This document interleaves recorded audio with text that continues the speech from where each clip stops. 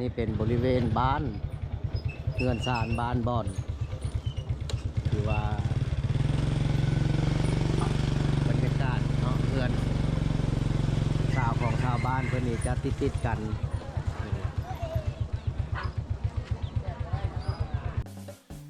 ก่อนหับส้มคลิปฝากกดไลค์กดแชร์และกดติดตามทางช่องเพจและ Facebook หรือช่อง YouTube คำมั่นวิธีเล่า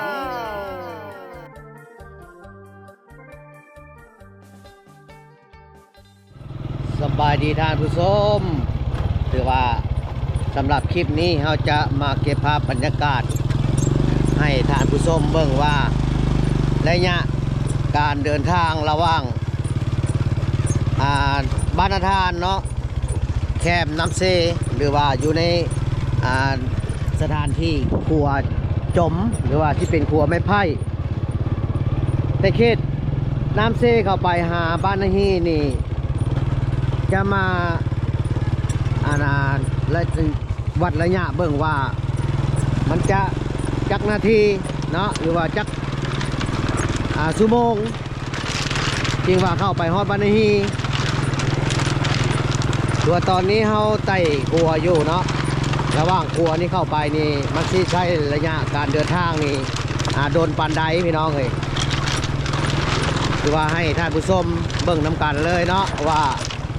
มันจะโดนจะนานสำใดเดี๋ยวความไกลมันจะจักกิโลเราจะขี่รถอยู่ในความไวอยู่ใน60เนาะ60 กิโลเมตรต่อชั่วโมงเนาะหรือว่าท่านใดที่ว่าอยากเข้าไปกราบไปไหว้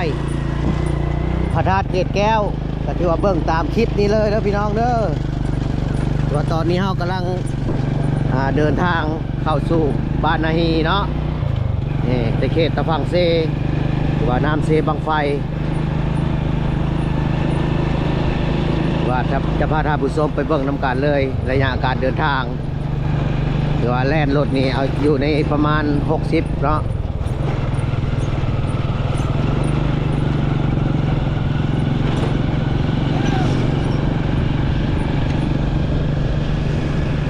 อันนี้ก็เป็นบรรยากาศตัวทางผ่านไปบ้านนี้นี่เป็นทุ่งให้ทุ่งนาผู้พาป่าดงเป็นธรรมชาติงามดีพี่น้องท่านใดที่ว่ายังบ่ทันได้เคยมาลินมาเที่ยวก็ถือว่า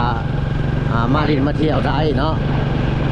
ถือว่าชาวบ้านนี้เพิ่นยินดีต้อนรับแขกทั้งไก่ไทยทั้งอื่นหรือว่าท่านใดที่ว่าอยากมาเที่ยวมาชมบรรยากาศเย็นๆเนาะอยู่ที่ห้อมภูเขาถือว่าบ้านนี้นี่อยู่ในกลางภูเขาเนาะมีภูเขาอ้อมหอบหรือว่าเส้นทางเข้าไปนี่ก็เป็นห้อมเข้าไปก็มีเส้นเดียวพี่น้องเลยมีเส้นเดียวเท่านั้นเนาะคือว่าถ้าจะออกมาก็ออกมาทางเดียวนี้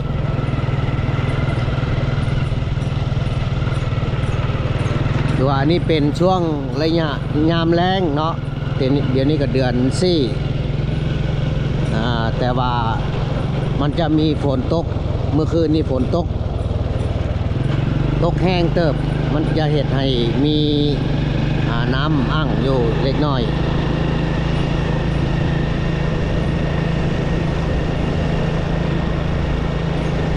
ถือว่าทางเข้าบ้านนาฮีนี่ก็แต่ก่อนก็ถือว่ายากลำบากกว่านี้แต่ตอนนี้เพิ่นจะเอาดินแดงมาคูนแล้วเริ่มสบายขึ้นแต่เก้านี่ครัวข้ามนี่ก็แม่นรถนี่แม่นข้ามบ่ได้พี่น้องเลย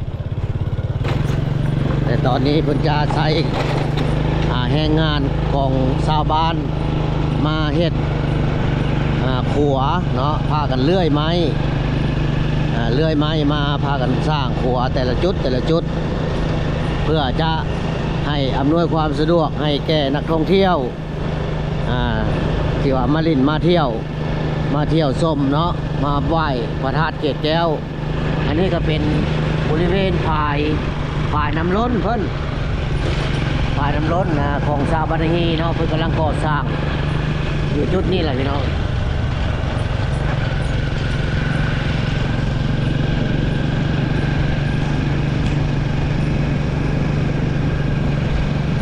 คือว่าระยะการเดินทางก็อาจจะโบดนนานปานใดเพราะว่าเส้นทางก็สบายแน่เนาะถุงมือนี่เส้นทางก็บ่เป็นบ่อเป็นตมแต่ก่อนนี้มันจะเป็นทางที่ว่าโบแม่นทางดินแดงทางดินมะคอบนี่พี่น้องเดี๋ยวมันเป็นทางธรรมดา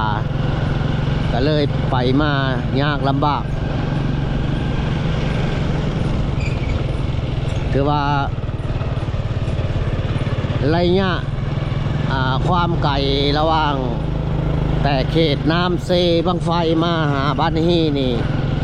ตามเห็นอยู่ที่เพิ่นเขียนอยู่ที่ป้ายแหละ3 กิโลเมตรพี่น้องเลยแต่ว่าระยะการเดินทางเขานี่สิใช้เวลาจักนาทีเนาะ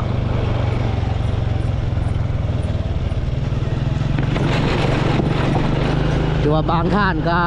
ยังบ่ได้เคยมาจักเทื่อเนาะก็อยากเห็นอยู่ระยะการเดินทางของตะเขตบรรณทานมหาบันฮีนี่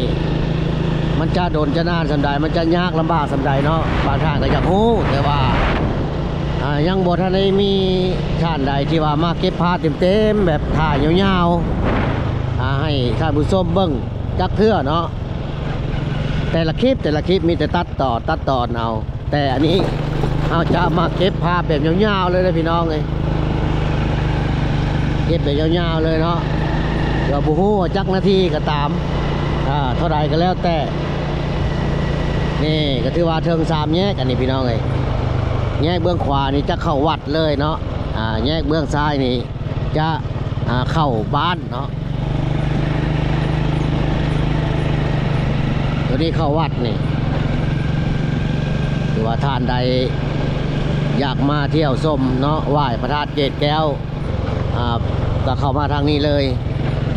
ถือว่าพระธาตุเกศแก้วนี่เป็นพระธาตุที่ศักดิ์สิทธิ์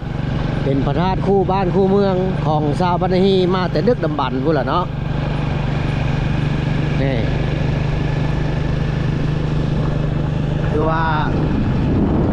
บ้านฮีนี่เป็นภูเขานี่อ้อมรอบเลยพี่น้องเลยเขาอ้อมรอบเลยความสูงของภูเขากับหมอกเมฆหมอกผ่านจอมภูอยู่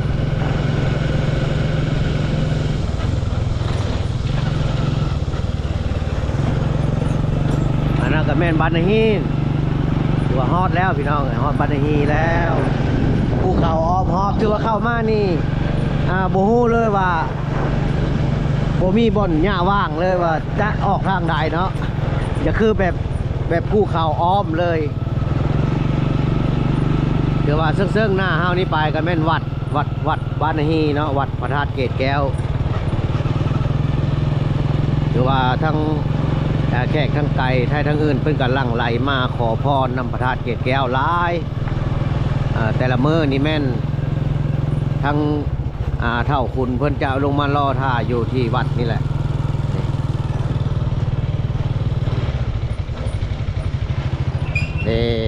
ว่าฮอดแล้วเนาะพระธาตุเกศแก้วอันนี้ก็แม่นชาวบ้านเพิ่นมาขอพรอันนี้แม่นพระธาตุเกศแก้วพี่น้องเลยตั้งสูงสง่างามนี่บริเวณวัดถือว่าเฮาจะบ่ได้เข้าไปในวัดเนาะเฮาจะปิดคลิปในตอนนี้เลยก็ถือว่าฝากท่านผู้ชมแต่ละท่านเนาะก็ฝากติดตามกดไลค์กดแชร์เนาะเพื่อจะเห็นคลิปใหม่ๆออกมาอีกเนาะสำหรับช่อง YouTube คำมั่นวิถีลาวแล้วขอขอบใจ